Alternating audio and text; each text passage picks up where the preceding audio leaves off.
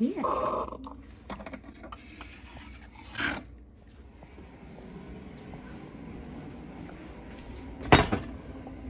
Welcome back to the video. Today we're going to talk about all of the books that I've read in the month of April. And I'm just getting my little coffee ready here to discuss. I just have to mix in my creams and the goods and a little bit more. We gotta get it just right. What good is coffee if it's not perfect, you know? You only get so much coffee every day, and who wants bad coffee? This is my Dr. Gluon mug. He's a streamer, YouTuber, Twitcher person. He plays some Sims content and some other things as well. Anyway, I put in soy milk in my coffee, and it's a full jug, so it's hard to pour. And we have some tea to spill today on the books I read or didn't read, because there was one DNF this month. We're here, we're back, we're chilling, we're drinking coffee. Now, here's what happened. So I've listened to a couple of audiobooks this month, and I love listening to audiobooks. So I commute to work, I drive an hour there, hour back. So 2 hours a day, 5 days a week. However, and I was like loving Spotify, and then I got to 4 hours left in a book, and my Spotify was like, you're out of hours for 19 days. I was like, excuse me? Excuse me, I have 4 hours left of the book. Let me finish it. So that was a bit frustrating. And now the dogs want to come in. Hold on. So I am not so sure about Spotify anymore, but I think ultimately I do think it's cheaper than Audible, because Audible, you get one book a month and you have to pay for that book. You pay it's like $15 for one book a month. And Spotify, I pay $16.99 for my monthly membership. We have the family membership, and that includes audiobooks. You get so many hours. Wait, hold on. I think I can tell you. You get 15 hours per month, and then you can add 10 hours for $12.99. So usually books are generally about 15 hours a piece, maybe like 12, depending on what book you're listening to, 12 to 15 hours. So you could listen to one whole book each month. And then for $12.99, you're adding 10 more hours, which could be another book. I don't know, maybe it's cheaper, maybe it's not. I don't know, I'm not a math wizard.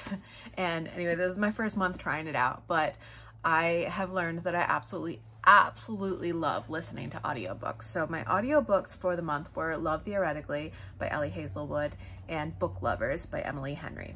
And then my physical books for the, oh no, I did a Kindle book for the fans. I don't know if I talked about this yet.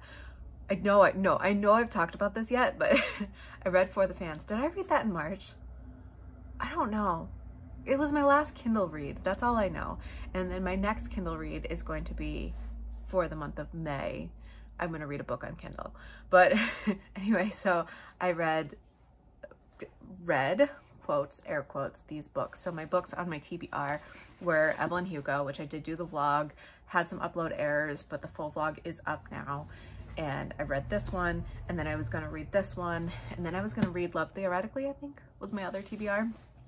So I ended up adding and subtracting. So what happened was I was reading End of Story, and I got pretty far into it. I don't know, page 108.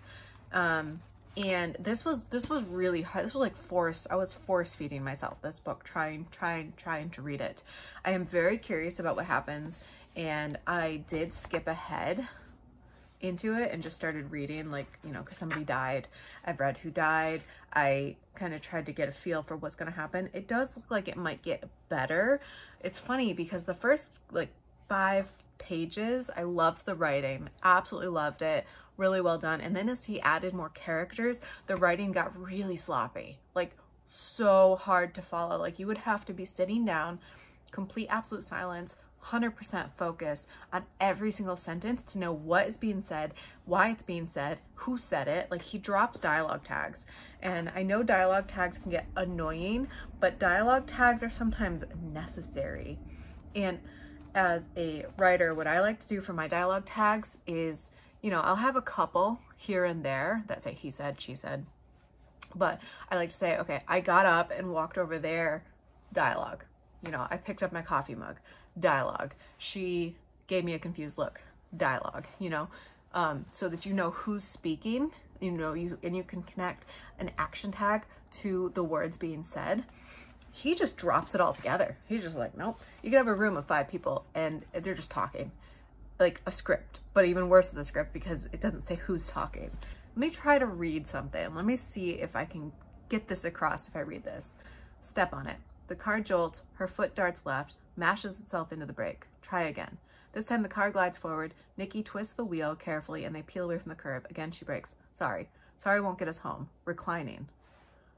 Reclining? Like the dialogue, sorry won't get us home. Reclining.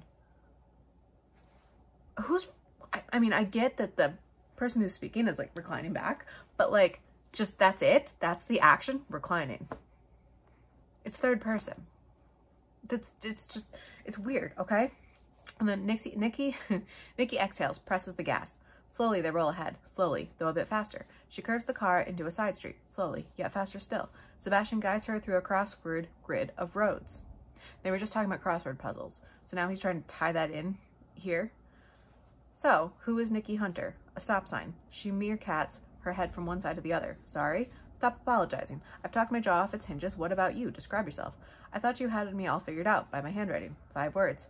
She tries to signal a turn, swats the windshield wiper instead. Damn it. Curious. Well, count that as 1 word. Curious. How so? That's just a tiny example, but based on the writing alone, 1, 2, maybe 2 stars. Characterization. I think the characters were fairly well developed. Like, I feel like the author did have a sense of who his characters were and how different they were. There was one character, Madeline, who's, I think, probably the most developed character. Nikki, the main character, I consider her the main character because we start with her. Feels very flat. Very flat. I'm not really sure there's anything to her.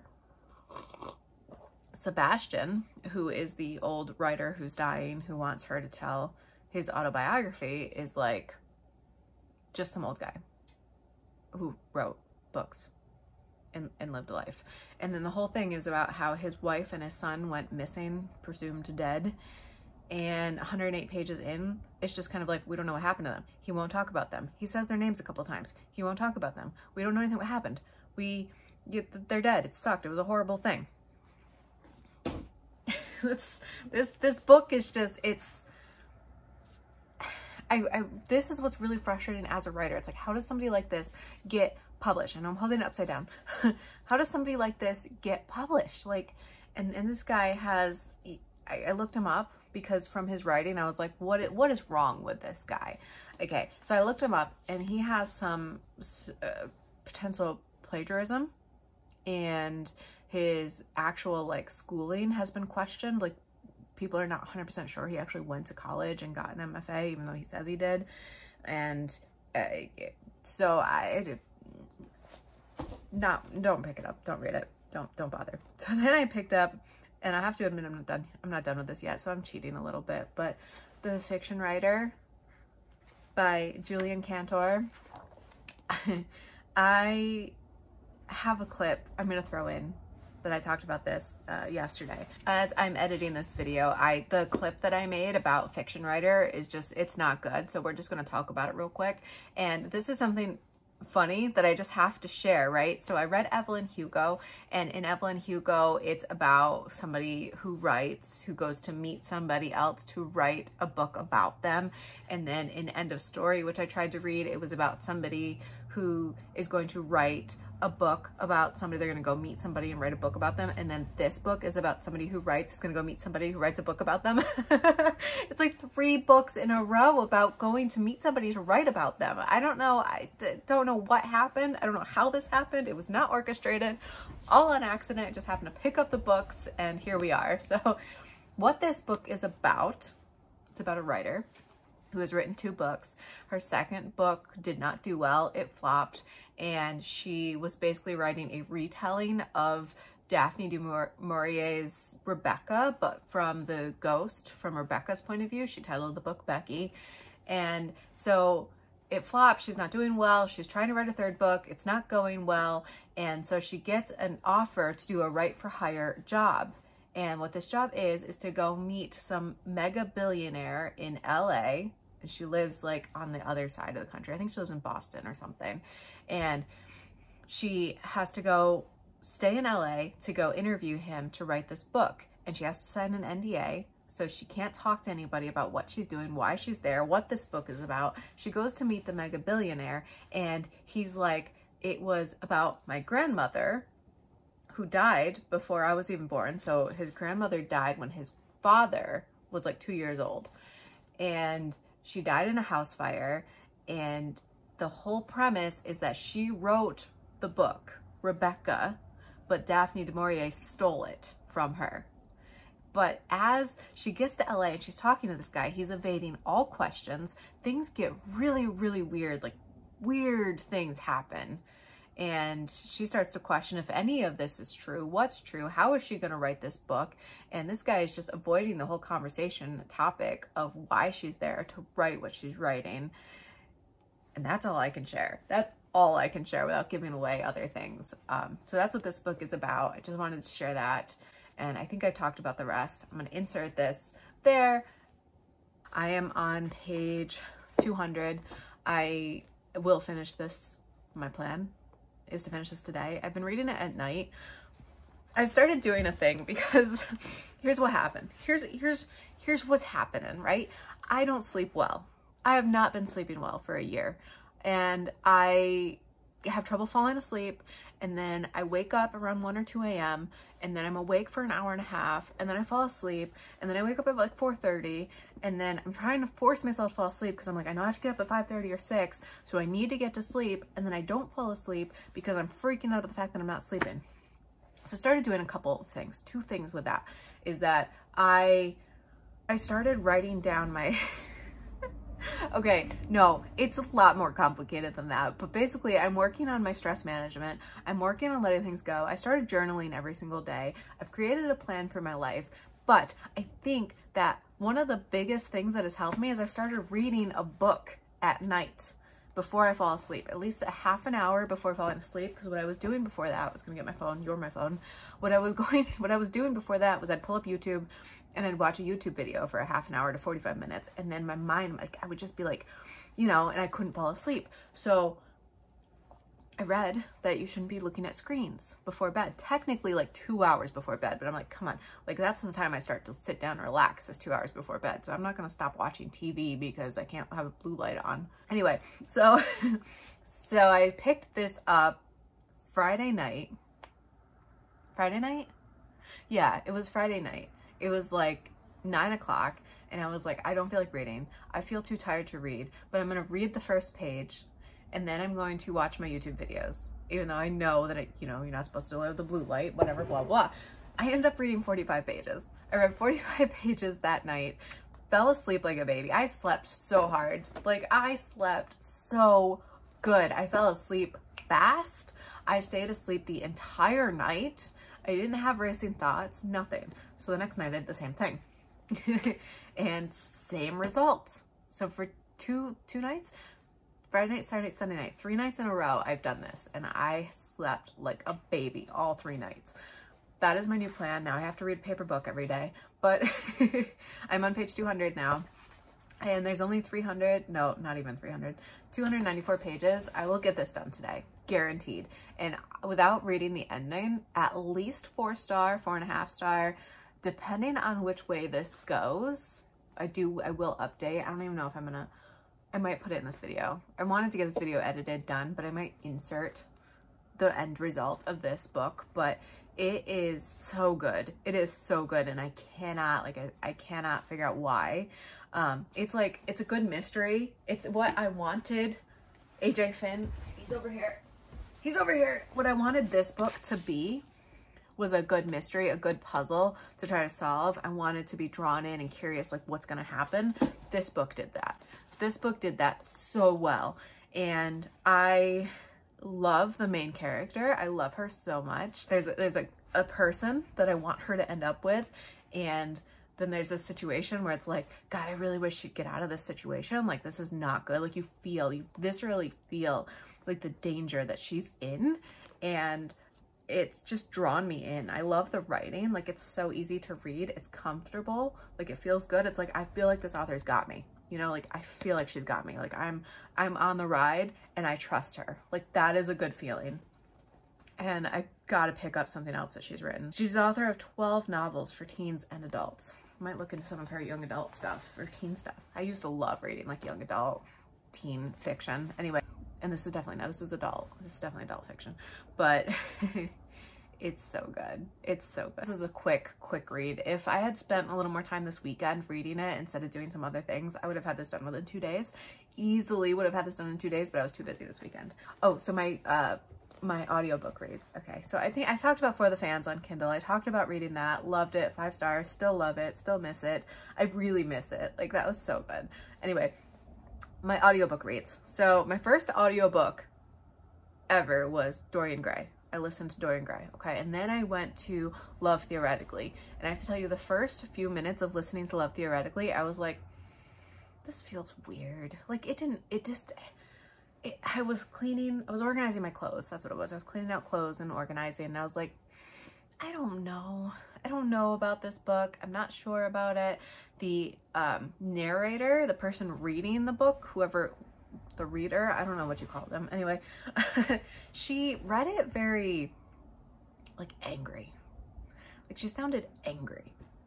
She just always, even when it wasn't warranted, she just sounded like, I'm like, if I were to read the book myself, I don't think I would read it in that tone. I don't think I would read the main character like yelling and frustrated and angry all the time. Granted, there were a lot of frustrating things going on, and yeah, she had every right to be frustrated, but not that much. Not that much. So I would say the first 50 or so pages, I don't know, I was listening to it, so I don't know how many pages it was, but it was very, like, she was like throwing science in for science's sake, like just to show that she knew things or to say words. And I was like, I didn't really, at first I was like, this is fun, this is cool, like playing with science like this. And then it was like, this is too much. It's too much science. And, but the plot and the romance plot and the way these two were like enemies, and then they like had to like be in each other's lives, forced proximity kind of thing. Like the way that it all happened was really good. Like I would say genius level, like plotting. Like it was really, really good. And by the end of it, you know, once I got towards the end and when things were heating up, I was like, I really like this book. I really liked Love Theoretically a lot. It took me a bit to buy in. It did. It took me a little bit to buy in. But once it was like, at least past the halfway point, I was like, yeah, I like this book. I like it. I think about it still. I miss it. I definitely will be reading another Ali Hazelwood. I don't know if I'm going to do audiobook or if I'm going to read it like in paper, or that would be a good one before bed. I think I might have to get it. I might have to invest in the paper book. Trying not to spend so much money either. So I don't know, but maybe I can get to the library. Whatever. I do want to read. I want to read The Love Hypothesis. People talk about that one. I want to read that one. Ali Hazelwood, I love her books, love Theoretically.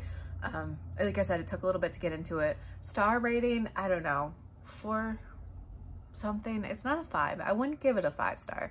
Probably like 4.7. I always want to go to 4.8. Like if it's not a 5 star or a 4 star below, it's like 4.8.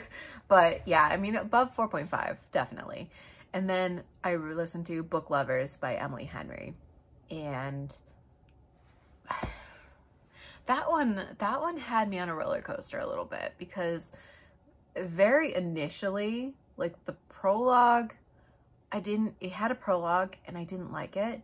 I was like, why are we doing this? Why do we have this? And I get now why that prologue happened, but I don't think it had to be a prologue.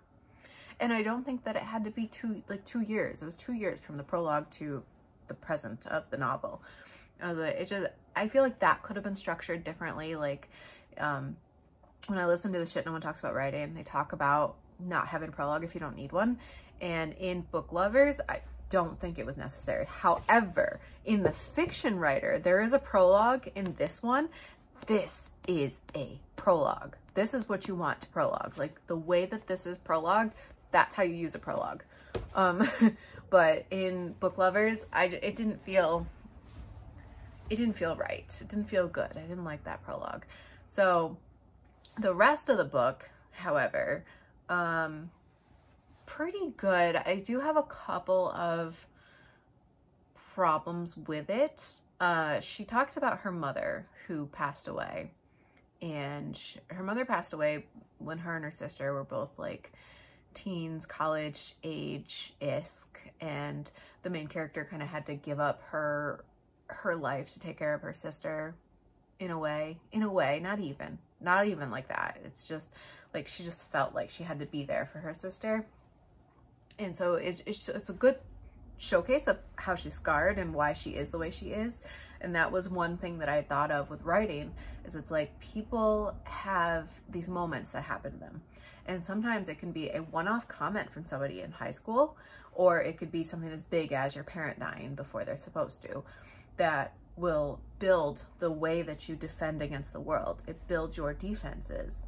And like a lot of people have insecurities because somebody in high school said something bad about them. So then you create this narrative in your head of like, well, I'm not important, or people don't notice me, or people don't care if I'm there or not. And then that shapes how you interact with the world. It shapes whether you are somebody who skips meetings, or somebody who just doesn't go to an appointment instead of calling ahead because it's like, well, they won't notice I didn't show up anyway, you know?